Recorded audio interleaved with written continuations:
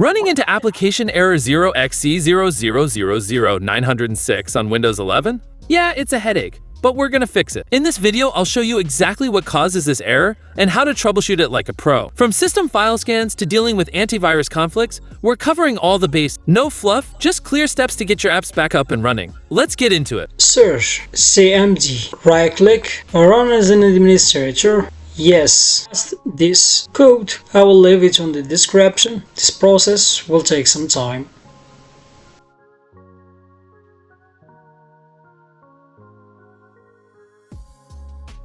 The Windows Resource Protection did not find any integrity violation. Now we need to pass the second code.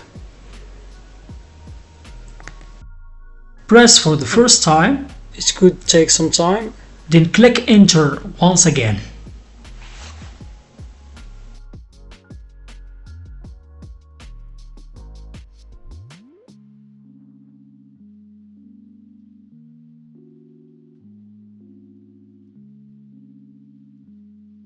Once the prompt on CMD is done, just go on the Windows, type and click on Restart to restart your computer. And that's it. Error 0xc0000906 should be out of your way. If this helped, drop a like and consider subscribing for more quick tech fix. Got questions or hit a different error?